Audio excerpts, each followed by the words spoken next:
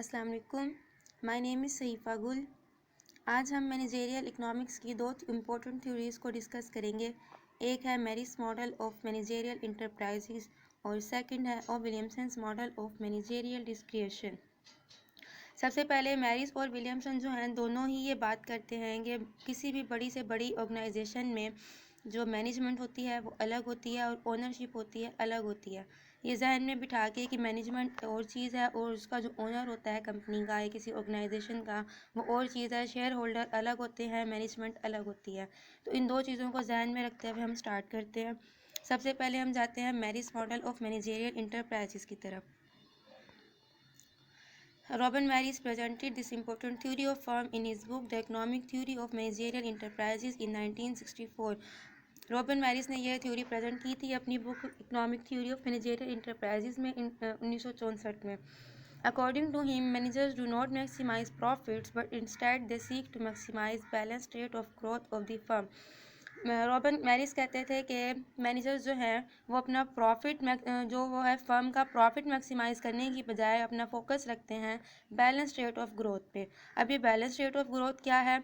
Maximization of balanced rate of growth of the firm means maximization of the rate of growth of demand for the products of the firm and rate of growth of capital supply। यानी कि maximization of balance rate of growth जो managers का goal होता है वो क्या होता है? Demand, growth of demand for products of the firm and rate of growth of capital supply. इसी को अगर हम इक्वेशन फॉर्म में देखें तो हमारा जो सब्जेक्टिव फंक्शन है वो है maximise G is equal to G D is equal to G C, जहाँ पे जी जो है वो है बैलेंस्ड ग्रोथ रेट और जी डी डिनोट करता है growth of demand for the products of the firm as well as G C is equal to growth of the supply of capital.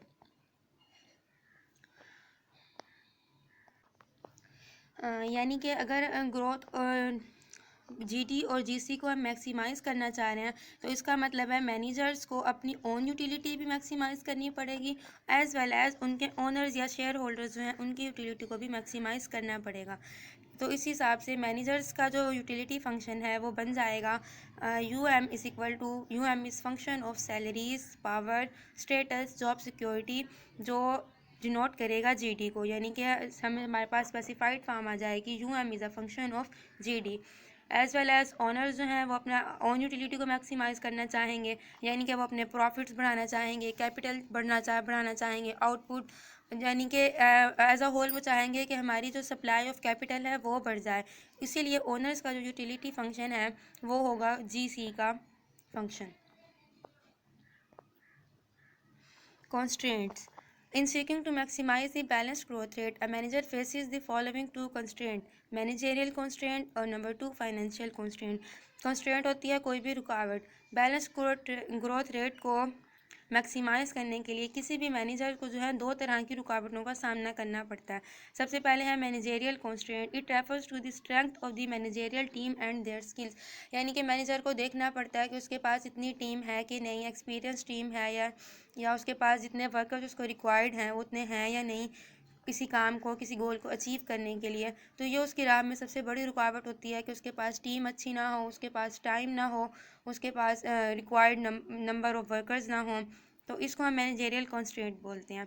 इसी तरह financial constraint, it refers to the following 3 financial ratios. Financial constraint जो है तीन तरह के होते हैं। एक होता है डेट रेशो, लिक्विडिटी रेशो और रिटेंशन रेशो। डेट रेशो क्या है? Ratio of debt to total asset, इसको हम कहते हैं डी ओवर ए, और ये होती है debt ratio. Liquidity ratio, liquid assets of the firm to the total assets, यानी कि एल ओवर ए। और retention ratio which refers to the ratio of retained profits to the total profits. Managers को ये तीन तरह की जो ratios हैं इनको ध्यान में रखना पड़ता है। अगर उसकी डेट रेशो जो है इंक्रीज़ करेगी या डिक्रीज़ करेगी एक ऑप्टिमम लेवल से, तो उसको अपनी जॉब सिक्योरिटी का ख़तरा होता है। और या फिर ऐसा हो सकता है कि कोई और ओनरशिप आ जाए, रेड ओवर कर लें। इसी तरह लिक्विडिटी रेशो को भी एक मेंटेन रखना पड़ता है। रिटेंशन रेशो होती है वो मिनिमम प्रॉफिट्स जो हमें शेयर होल्डर्स को देने ही पड़ते हैं।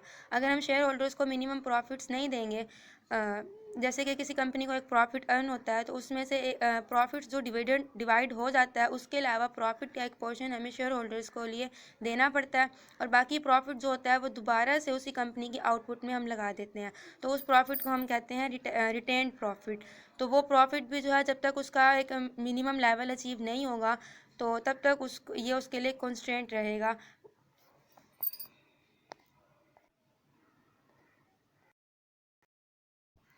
Rate of growth of demand, हमने शुरू में बात की थी कि मैक्सिमाइज हमारा फंक्शन है, G is equal to G D is equal to G C, ये हमारा ऑब्जेक्टिव है। इसको मैक्सिमाइज़ करने के लिए हमें जी डी को अलग से देखना पड़ेगा, जी सी को अलग से, फिर हम जाके इनका इक्विलिब्रियम पॉइंट फाइंड करेंगे। तो हम सबसे पहले देखते हैं जी डी जो हमारा फंक्शन है डी और एम का। डी हम बता चुके हैं डाइवर्सिफिकेशन रेट, और एम हम पीछे देख चुके हैं ये है प्रॉफिट मार्जिन फर्म का। जहाँ पे डी के साथ जो है जीडी का ग्रोथ ऑफ डिमांड का पॉजिटिव रिलेशन है, और एम के साथ जो है नेगेटिव रिलेशन है। नेगेटिव रिलेशन कैसे? जैसे जैसे हम रिसर्च और डेवलपमेंट या एडवर्टाइजिंग पे अपना खर्चा बढ़ाएंगे, उसका मतलब है फर्म की जो है कॉस्ट बढ़ेगी। कॉस्ट बढ़ने की वजह से उसका प्रॉफिट लेवल जो है वो कम होगा, और ये इसी तरह उसका नेगेटिव रिलेशन है।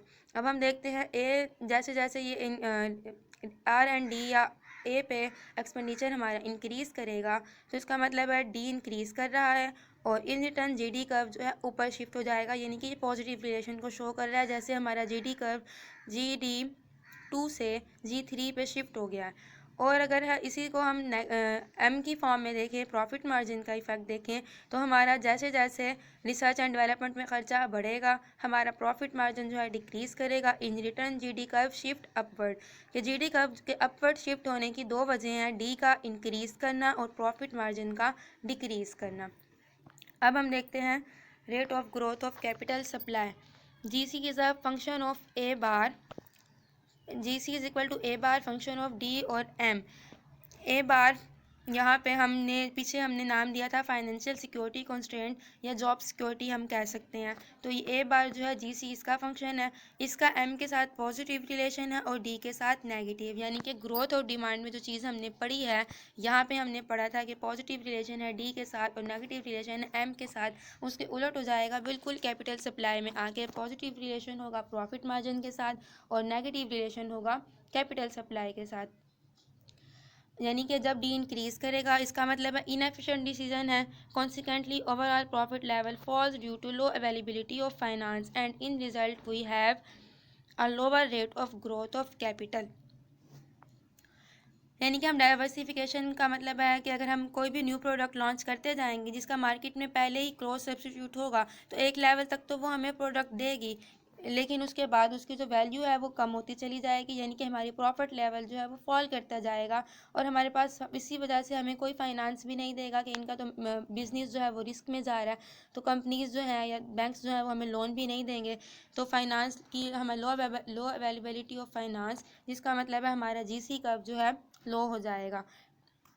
ये यहाँ डायग्राम से हम देख सकते हैं कि सबसे पहले M4 पे थे, फिर फाइनेंस हमारे पास कम हुआ, M3 पे आ गए, M2 पे आ गए, इसी तरह ये शिफ्ट होता रहेगा। Equilibrium of the firm. Given the balanced growth equilibrium condition, we may have the following form. GD is equal to GC. GD जो है फंक्शन है M और D का, और GC फंक्शन है A कांस्टेंट और M और D का। When M increases, GD decreases, but GC increases. The firm is in equilibrium when it reaches the highest point on the BGC. हमने पीछे बात की कि M का जो है नेगेटिव रिलेशन है GD के साथ, बट पॉजिटिव रिलेशन है GC के साथ, यानी कि जब जब M इंक्रीज़ करेगा GD डिक्रीज़ करेगा और GC इंक्रीज़ करेगा।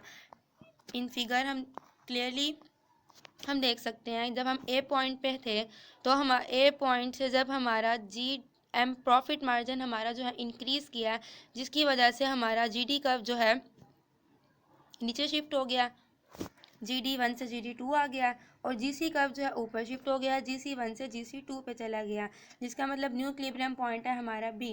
सेम इसी तरह जब हमारा प्रॉफिट मार्जिन M जो है मज़ीद इंक्रीज़ हुआ है तो उसकी वजह से GD कर्व हमारा आ गया है GD3, और GC कर्व जो है वो भी ऊपर शिफ्ट हो गया GC3, तो हमारा न्यू इक्विलिब्रियम पॉइंट बन गया है C। इसी तरह ये ABCD हमारा, इसको ये जो अगर हम इन पॉइंट्स को मिला दें तो ये हमारा आ जाएगा बैलेंस ग्रोथ कर्व, जिसको हम BGC बोलते हैं। अब हमें कैसे पता चलेगा इक्विलिब्रियम हमारा कहाँ पे हो रहा है? तो इक्विलिब्रियम के लिए मैरिस ने कंडीशन दी है that firm is in equilibrium when it reaches the highest point on the BGC, कि बीजीसी कर्व पे जो हाईएस्ट पॉइंट होगा वही उसका इक्विलिब्रियम पॉइंट है। जैसे कि हम देख सकते हैं बी जो है हाईएस्ट पॉइंट है, तो हम कह सकते हैं कि जी स्टार इस ऐसा पॉइंट है जहाँ पे ए कॉन्स्टेंट यानी कि ए बार फाइनेंशियल सिक्योरिटी कॉन्स्टेंट जिसको हमने नाम दिया था, और फंक्शन जो है एम स्टार और डी स्टार का, ये हमारा इक्विलिब्रियम पॉइंट है। समहाउ अब हम देखते हैं इक्विलिब्रियम जो है हमारा कब तक अटेनेबल है। इसके 4 केस हो सकते हैं, केस 1, केस 2, केस 3, केस 4। ये डिपेंड करेगा हमारा shape of BGC curve. BGC curve यानी कि balanced growth curve. Balanced growth curve जब तक बेंड रहेगा यानी कि मुड़ा हुआ रहेगा तब तक हमें तो इक्विलिब्रियम कंडीशन अटेन होगी, अदरवाइज हमें इक्विलिब्रियम अटेन नहीं होगा। इसके हम केस 1 की बात करते हैं। केस 1 में हम देखते हैं हमारे पास जी डी जो फंक्शन है डी और एम का, और जी सी जो फंक्शन है वो सिर्फ एम का फंक्शन है, डी का फंक्शन इन्होंने नहीं लिया। इसका मतलब है एम जो है सिर्फ एम इंक्रीज होगा, डी इंक्रीज नहीं होगा। तो हमने M1 का इफेक्ट देखा, वो एक स्ट्रेट लाइन बनी। जब प्रॉफिट मार्जिन मजीद इंक्रीज हुआ, M2 पे गया, M3 पे गया, M4 पे गया, इसी तरह ये बढ़ता रहा। और D जो है जैसे हम पीछे बात कर चुके हैं, जैसे जिस तरह वो बढ़ेगा उसका कर्व, उस तरह वो D का कर्व बढ़ रहा है। तो यहाँ पे हमारा पहले इक्विलिब्रियम था E1, फिर हो गया E2 और E3। BGC कर्व जो है हमारा थोड़ा सा बेंड, उसका हमारा ट्रेंड जो है थोड़ा सा बेंडवर्ड है, बेंड हो रहा है थोड़ा सा। तो इसका मतलब है हमारा हर पॉइंट जो है इक्विलिब्रियम हमें दे रहा है। E1 भी इक्विलिब्रियम दे रहा है, उसके बाद E2 भी इक्विलिब्रियम दे रहा है, और E3 भी इक्विलिब्रियम दे रहा है। केस 2 की अगर हम बात करें तो ये हमारा जी डी फंक्शन है एज वेल, जैसे हमने वहाँ लिया जी डी फंक्शन है डी एम का, लेकिन यहाँ पे हमारा partial G D over partial D जो है कांस्टेंट है, यानी कि डी का इफेक्ट जो है डाइवर्सिफिकेशन का इफेक्ट जो है वो हम कांस्टेंट रख रहे हैं। सिर्फ और सिर्फ हम प्रॉफिट मार्जिन का इफेक्ट देख रहे हैं। तो जी सी कर्व हमारा एज वेल एज जैसे हम पीछे बना चुके हैं एज इट इज़ बनेगा। और जी डी में हमने बात की है कि हमारा डाइवर्सिफिकेशन रेट कांस्टेंट रहेगा, तो इसलिए हमारा प्रॉफिट मार्जिन कर्व कुछ इस तरह से होगा कि रीजन से हम लाइन उसकी ड्रॉ कर देंगे प्रॉफिट मार्जिन की। यहाँ पे हम देख रहे हैं कि हमें एक इक्विलिब्रियम पॉइंट सिर्फ E2 पे मिल रहा है। यहाँ पे भी हमें इक्विलिब्रियम अटेन हो रहा है कि हमारा जो BGC कर्व है वो उसका जो ट्रेंड है वो डाउनवर्ड शिफ्ट है, या फिर वो वो है बेंड्स हो रहा है। केस 3 में हम आए तो केस 3 में हमारे पास बहुत सारे इक्विलिब्रियम पॉइंट्स आ रहे हैं। अगर हम जी डी और जी सी दोनों फंक्शन ले लें और बहुत क्लोज उनमें डिफरेंस नज़र आ रहा है हमें E1, E2, E3, E4, लेकिन E3 और E4 से देखें तो एक स्ट्रेट लाइन ड्रॉ हो रही है, मतलब यहाँ पे बहुत सारे इक्विलिब्रियम पॉइंट्स आ रहे हैं, तो यहाँ हम BGC कर्व का हमें कोई भी इक्विलिब्रियम नहीं बनेगा। इसी तरह केस 4 में आए तो केस 4 में जी डी जो है फंक्शन हमने डाइवर्सिफिकेशन रेट को हम नहीं लेंगे, हम सिर्फ उसको हम कांस्टेंट रखेंगे। जी सी का सिर्फ फंक्शन लेंगे एम का, यानी कि जी डी में सिर्फ हम इफेक्ट देखेंगे एम का, और जी सी में भी हम सिर्फ एम का इफेक्ट देखेंगे, डाइवर्सिफिकेशन रेट को इग्नोर करेंगे। तो इस सूरत हाल में भी हमें इक्विलिब्रियम अटेन नहीं हो रहा, क्योंकि हमने यहाँ पे बेंड की बात की है। तो ये बी जी सी कर्व जो है कहीं पे भी बेंड नहीं हो रहा है, ये सिर्फ इसका ट्रेंड जो है इंक्रीजिंग ट्रेंड से जा रहा है। तो इसका मतलब है हमें कहीं पर भी इक्विलिब्रियम नहीं मिलेगा, ये बढ़ता ही रहेगा और बढ़ता ही रहेगा। Maximum rate of growth and profits. Maris argues that in the real world the financial coefficient A bar is not a constant but varies. हमने पीछे जो फाइनेंशियल कंस्ट्रेंट का हमने कोएफिशिएंट लिया था ए बार, मैरिस कहते हैं कि अगर हम प्रैक्टिकल वर्ल्ड की बात करें तो ये जो है ये कांस्टेंट नहीं रहता है, लेकिन ये चेंज होता रहता है। Changes in A bar note affect the GD को तो अफेक्ट नहीं करेंगे चेंजेस, क्योंकि जीडी हमने कहा था सिर्फ और सिर्फ फंक्शन है डाइवर्सिफिकेशन का और एम का, लेकिन ये इफेक्ट करेगा जीसी को, क्योंकि जीसी जो फंक्शन है ए कांस्टेंट यानी कि ए बार और एफ डी और एम का। ए बार हमारा जीसी में इन्वॉल्व था, हम पीछे पढ़ चुके हैं, लेकिन जीडी में नहीं था, इसीलिए ए बार में जो चेंजेस होंगी वो सिर्फ और सिर्फ जीसी को इफेक्ट करेंगी, जीडी को नहीं करेंगी। अगर हम जीसी के फंक्शन की बात करें तो ये हमारा F of function of D और एम जो है ये हमारा डिनोट करता है प्रॉफिट लेवल को। G C where pi is equal to F function of D और एम। प्रॉफिट जो है वो फंक्शन होता है डी और एम का, डाइवर्सिफिकेशन रेट और प्रॉफिट मार्जिन पे जो है प्रॉफिट लेवल डिपेंड करता है।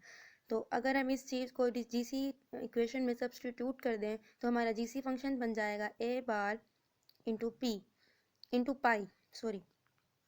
अब ए बार की हमने चेंजेस की बात की है कि मैरिस कहता है कि रियल वर्ल्ड में जो ए बार है हमेशा कांस्टेंट नहीं रहता, चेंज होता रहता है। तो वो चेंज होता है 3 वजहों से जो हम पीछे पढ़ चुके हैं, debt ratio, liquidity ratio and retention ratio. अगर हम डेट रेशो को A1 से डिनोट करें, लिक्विडिटी रेशो को A2 से और रिटेंशन रेशो को A3 से, तो ए बार फंक्शन होगा A1 A2 A3 का। यानी कि अब हम देखते हैं इनके चेंज होने से क्या होगा। अगर A1 डिक्रीज़ करेगा यानी डेट रेशो डिक्रीज़ करेगी तो ए बार इंक्रीज़ करेगा, सेम A2 इंक्रीज़ करेगा तो ए बार इंक्रीज़ करेगा, और अगर A3 यानी कि रिटेंशन रेशो हमारी इंक्रीज़ करती है तब भी हमारा फाइनेंशियल सिक्योरिटी कॉन्स्टेंट ए बार जो है वो इंक्रीज़ करेगा। इसको हम यहाँ डायग्राम से देख लेते हैं कि यहाँ डायग्राम में E1 इनिशियल इक्विलिब्रियम पॉइंट है हमारे E1 E2 E3 E4। A1 के इंक्रीज़ होने से हमारा जीसी कर्व जो है, ए बार के इंक्रीज़ होने से जीसी कर्व जो है अपवर्ड शिफ्ट होगा, सिर्फ और सिर्फ जीसी कर्व में शिफ्ट आएगा, जीटी कर्व शिफ्ट नहीं होगा, क्योंकि हम पहले बता चुके हैं ए बार की टर्म जो है वो सिर्फ और सिर्फ जीसी फंक्शन में इन्वॉल्व होती है, जीटी फंक्शन में इन्वॉल्व नहीं होती। जीसी कर्व के शिफ्ट होने से न्यू इक्विलिब्रियम बन जाएगा E1 बार पे E2 बार, E1 dash E2 dash E3 dash E4 dash, हमारे पास न्यू इक्विलिब्रियम पॉइंट्स आ जाएंगे। Highest point of new BGC is above the highest point of original BGC. हम देख सकते हैं कि जितने भी ओरिजिनल न्यू हमारे इक्विलिब्रियम पॉइंट्स बने हैं वो हमारे पुराने वाले इक्विलिब्रियम पॉइंट से हाई थे। इसका मतलब हम कह सकते हैं ए बार जो इक्वल है वो ए स्टार लेवल के। When A bar held constant, maximizing the growth rate implies maximizing profit. जब हमने A बार को constant रखा हुआ था तो अगर हम growth rate को maximize करते हैं इसका मतलब था हम अपने profit को maximize कर रहे हैं। लेकिन अगर अब यहाँ पे हम changes देख रहे हैं A बार में, अगर हमने उसको allow किया है change होने का तो growth और profit जो हैं become कंपीटिंग गोल्स, कि अगर हम ग्रोथ को अपना मैक्सिमाइज़ करना चाहते हैं तो हमारा प्रॉफिट कम होगा, और अगर हम प्रॉफिट मैक्सिमाइज़ करना चाहते हैं तो हमारी ग्रोथ साइज ऑफ ग्रोथ जो है वो कम हो जाएगा। इसका मतलब है हम कह सकते हैं कि ए बार को हम can not be increase beyond a minimum profit constant, कि ए बार को जो है हम एक मिनिमम प्रॉफिट कॉन्स्टेंट से ज़्यादा इंक्रीज़ नहीं कर सकते, अदरवाइज़ हमारा प्रॉफिट लेवल जो है वो डिक्रीज़ हो जाएगा। यानी कि बॉमल मॉडल, जैसे बॉमल बात करता था प्रॉफिट कॉन्स्टेंट की, इसी तरह मैरिस की थ्योरी भी इस कंक्लूजन पे ख़त्म होती है कि managers want to maximize a growth rate subject to a minimum profit constant, कि मैनेजर्स को भी बैलेंस ग्रोथ रेट जो है वो मैक्सिमाइज़ करना होता है, लेकिन उनको एक मिनिमम प्रॉफिट कॉन्स्टेंट को भी सामने रखना पड़ता है। अब हम बात करते हैं अपनी दूसरी theory, O Williamson's model of managerial discretion. O. Williamson has put forward a full-fledged managerial theory of the firm in his article Managerial Discretion and Business Behavior in 1963. O. Williamson ने एक थ्योरी पेश की थी अपनी managerial डिस्क्रिएशन theory के नाम से 1963 में। According to him, managers have discretion in pursuing policies which maximize their own utility rather than the utility of their owners. और विलियमसन कहते हैं कि मैनेजर्स जो हैं वो ओनर्स की यूटिलिटी को मैक्सिमाइज़ करने से ज़्यादा फोकस अपनी यूटिलिटी को मैक्सिमाइज़ करने पे रखते हैं। Second point, profit acts as a constant to this managerial behaviour.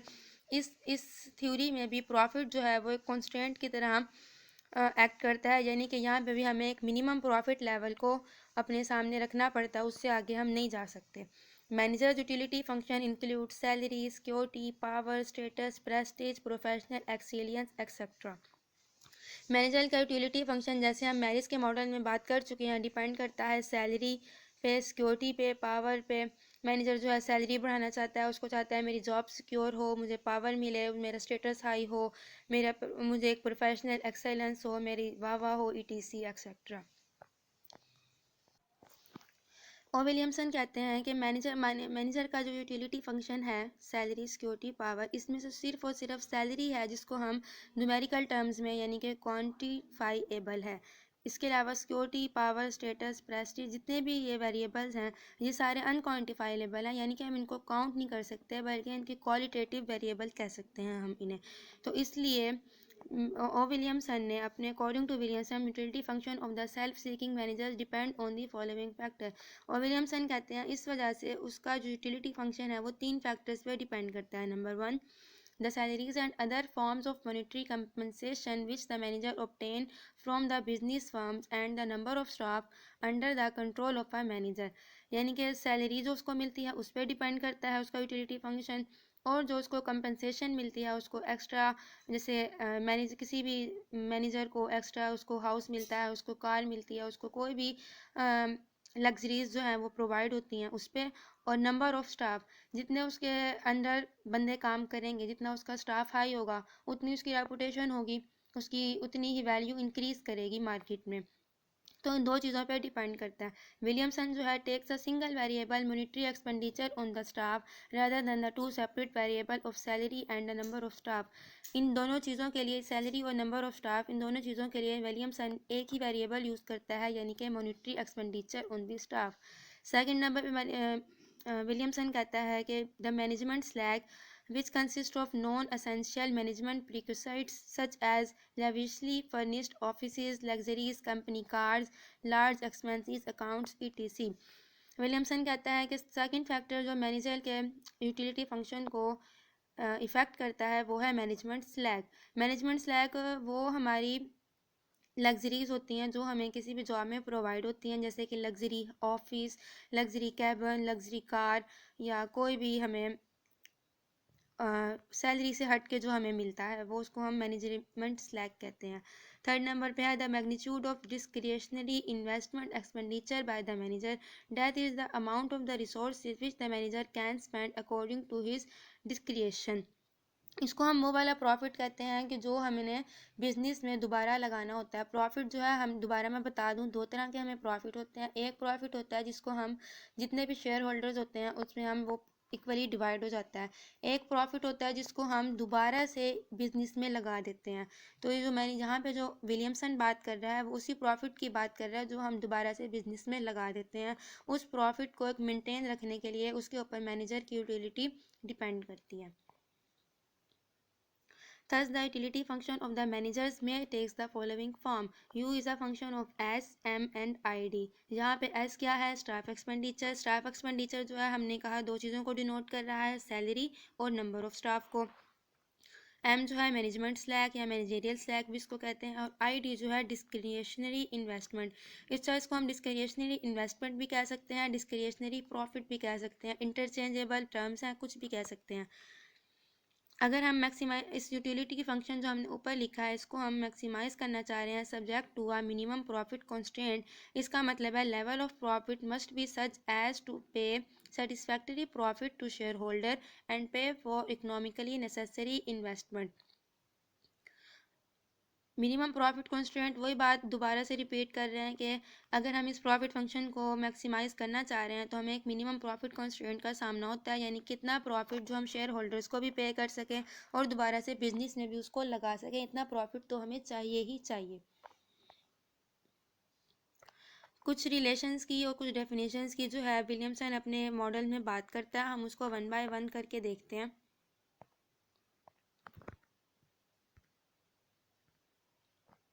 Demand of firm, Williamson कहता है कि डिमांड जो है वो डाउनवर्ड स्लोपिंग कर्व होता है और उस डिपेंड करता है पी पे, एस पे और ई पे। पी क्या है? प्राइस, एस है स्टाफ एक्सपेंडिचर और ई है इन्वायरमेंट कंडीशन। इसी को अगर हम रीअरेंज करके पी के लिए इसकी फंक्शन निकाल लें तो पी फंक्शन बन जाएगा आउटपुट का, यानी डिमांड का, एस का और ई का। एक्स के साथ इसका नेगेटिव रिलेशन होगा जैसे लॉ ऑफ डिमांड हमें कहता है, एस के साथ पॉजिटिव रिलेशन होगा और ई के साथ भी उसका पॉजिटिव रिलेशन होगा। थर्ड नंबर पे मेरे विलियमसन बात करता है प्रोडक्शन कॉस्ट की, उसको कहता है वो पॉजिटिव फंक्शन ऑफ आउटपुट। इसी तरह एक्चुअल प्रॉफिट जो हमें चाहिए pi is equal to R minus C. Actual profit यानी कि revenue from sales less than production cost and less than staff expenditure. Next है रिपोर्टेड प्रॉफिट, जो टर्म विलियमसन ने अपने मॉडल में यूज़ किया वो है रिपोर्टेड प्रॉफिट यानी कि pi R. This is the profit reported to the tax authorities. ये वो प्रॉफिट लेवल होता है जो टैक्स अथॉरिटीज़ को हमने रिपोर्ट देनी होती है बना के। तो it is the actual profit less than managerial slack which are tax deductible. इसको अगर हम एक्चुअल प्रॉफिट में से मैनेजेरियल स्लैक जो हम मैनेजर्स को लग्जरीज प्रोवाइड होती हैं, अगर हम उन चीज़ों को निकाल दें तो हमें रिपोर्टेड प्रॉफिट जो है मिल जाता है। यानी कि पाई की जो ऊपर वैल्यू हम निकाल चुके हैं R minus C minus S, उसको अगर हम यहाँ पुट कर दें तो हमारा फंक्शन बन जाएगा pi R is equal to R minus C minus S minus M. Next है minimum profit. Minimum profit level जो हमें चाहिए होता है अपने रिक्वायरमेंट हमारी होती है। The reported profit must be at least as high as the minimum profit requirement plus the tax that must be paid to the government. Reported profit जो हम आगे रिपोर्ट बना के पेश करते हैं प्रॉफिट की, वो लेवल जो है इतना हाई होना चाहिए कि हमारा मिनिमम प्रॉफिट को अटेन कर रहा हो और प्लस जो हम टैक्स पे कर रहे हैं उसको भी, गवर्नमेंट को जो हम टैक्स दे रहे हैं वो भी उसमें इंक्लूड हो। डिस्क्रिशनरी इन्वेस्टमेंट और डिस्क्रिशनरी प्रॉफिट, ये दोनों जो है इंटरचेंजेबल टर्म्स है। Discretionary investment I D is equal to reported profit minus minimum profit minus tax, और pi D is equal to profit minus minimum profit minus T. ये exchangeable कैसे हैं इन्वेस्टमेंट, और I D is equal to pi D कैसे होता है, इसको हम आगे जाके एक्सप्लेन करेंगे। अच्छा, हम ग्राफिकल मॉडल की बात करते हैं। वो assume that expenditure on account of management slack is zero. यहाँ पे हम जब हम ग्राफिकल बात करेंगे, हमने यूटिलिटी अपना फंक्शन लिया था स्टार्ट में, use a function of S M I D. यहाँ पे हम मैनेजमेंट स्लैक को जो है हम ज़ीरो एज्यूम कर लेते हैं कि मैनेजर को जो है कोई भी लग्जरी प्रोवाइड नहीं हो रही। जब उसका एम ज़ीरो होगा तो इस फंक्शन में अगर हम आई एम की वैल्यू ज़ीरो पुट कर दें पाई की आर की वैल्यू में, एम ज़ीरो हो जाएगा।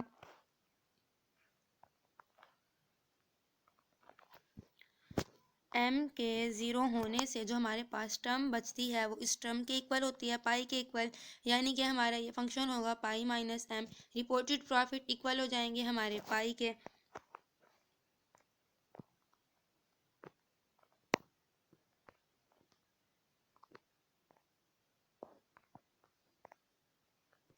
और जब हम रिपोर्टेड प्रॉफिट हमारे पाई के इक्वल हो गए हैं तो I D is equal to pi R की जगह हम पाई सब्सटीट्यूट करेंगे तो वो नीचे वाला डिस्क्रिशनरी प्रॉफिट के इक्वल जो है इक्वेशन बन जाएगी। इस तरह हम कह सकते हैं कि I D is equal to P D. वही हम ग्राफिकली यहाँ बात कर रहे हैं। Use the function of S and I D, और आई डी की हम वैल्यू पुट कर रहे हैं pi minus pi not minus T, और जो हमारा सब्जेक्ट है वो है मिनिमम प्रॉफिट कॉन्स्टेंट, यानी कि पाई जो है वो ग्रेटर होना चाहिए पाई नॉट जमा टी से। मैनेजमेंट स्लैक को क्योंकि हमने ज़ीरो प्रिज्यूम किया है तो रिपोर्टेड प्रॉफिट जो है जैसे अभी हमने बात की वो पाई आर इक्वल हो जाएगा पाई के। अब graphical representation of the equilibrium of the firm in Williamson's model requires IC map of managers. जब हम ग्राफिकली विलियमसन को रिप्रेजेंट करते हैं तो हमें मैनेजर्स का यूटिलिटी फंक्शन की बात करते हैं। यूटिलिटी फंक्शन के लिए हमें मैनेजेरियल का इंडिफरेंस कर्व्स को देखना पड़ेगा। मैनेजर्स का इंडिफरेंस कर्व जो है सेम ऐसे ही है जैसे हम इंडिफरेंस कर्व पढ़ते आए हैं। Higher indifference curve give higher level of satisfaction.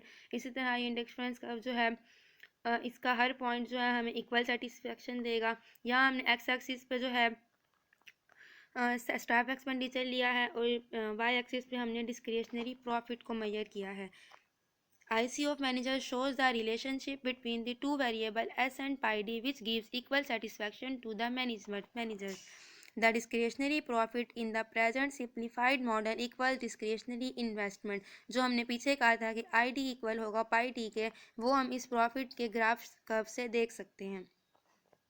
IC curve हमने यहाँ पे ले लिया। अब नेक्स्ट विलियमसन बात करता है। नेक्स्ट विलियमसन कहता है कि स्टाफ एक्सपेंडिचर और पाई डी और यानी कि डिस्क्रिशनरी प्रॉफिट में से हम प्रॉफिट फंक्शन अगर हम निकालते हैं तो प्रॉफिट फंक्शन कुछ इस तरह का बनता है। यहाँ पे up to the point B both S and discretionary profit increase. Point B तक जो है हमारा एस भी इंक्रीज कर रहा है और पाई डी भी इंक्रीज कर रहा है, लेकिन after this profit declining but staff expenditure continually rising. इस लेवल पॉइंट बी के बाद हमारा जो है प्रॉफिट जो है डिक्लाइन कर रहा है, लेकिन स्टाफ एक्सपेंडिचर जो है हमारे अभी भी राइज कर रहे हैं। After the point C point पे जब हम आते हैं, हमारा ये सी पॉइंट जो है वो हमारा मिनिमम प्रॉफिट कॉन्स्टेंट है। स्टाफ एक्सपेंडिचर वाली जो एक्स एक्सिस की लाइन है वो हमारी मिनिमम प्रॉफिट है। इससे हम अगर आगे जाते हैं सी पॉइंट के बाद, तो जो मिनिमम प्रॉफिट लेवल हमें चाहिए वो तो हमें अटेन ही नहीं होगा। तो पॉइंट्स, इसलिए हम कह सकते हैं कि points to the right of C and the left of A are not feasible solution. हम कह सकते हैं कि ए से पहले वाले पॉइंट और सी के बाद वाले पॉइंट जो है हमारे लिए फिजिबल सोल्यूशन नहीं है, क्योंकि यहाँ पे हमें मिनिमम प्रॉफिट भी नहीं मिल रहा जो हमें चाहिए। It doesn't include the minimum profit requirement pi note. अगर हम इन दोनों फंक्शन को आईसी ऑफ मैनेजर्स और प्रॉफिट फंक्शन को कंबाइन कर दें तो हमारे पास ग्राफ कुछ इस तरह का बनता है। इस ग्राफ में अगर हम बी पॉइंट पे बात करें तो बी पॉइंट पे हमारा प्रॉफिट तो मैक्सिमाइज है, लेकिन मैनेजर की यूटिलिटी मैक्सिमाइज ही नहीं है। और हम शुरू में ही कहा था कि विलियमसन बात करता है कि मैनेजर जो है ज़्यादा फोकस करता है अपनी यूटिलिटी पे, बजाय इसके कि वो ओनर की यूटिलिटी को मैक्सिमाइज़ करे। यानी कि ओनर की यूटिलिटी ज़ाहिर है प्रॉफिट मैक्सिमाइज, तो वो प्रॉफिट को मैक्सिमाइज़ करने से ज़्यादा अपनी यूटिलिटी पे फोकस करेगा। और उसकी अपनी यूटिलिटी कहाँ पे मैक्सिमाइज़ होगी, वो उसका आईसी कर्व बताएगा। Higher IC curve give the higher level of satisfaction. तो हायर आईसी कर्व जो है हमारा U3 है, जो इंटरसेक्ट कर रहा है प्रॉफिट कर्व को ई पे। तो ई पॉइंट जो है हमारा इक्विलिब्रियम पॉइंट है, यानी कि equilibrium of the firm is determined by the point of tangency of profit staff curve with the highest possible managerial indifference curve at point ई। इस पॉइंट पे जो है हमारा इक्विलिब्रियम विलियमसन के अकॉर्डिंग अटेन होगा। Thank you.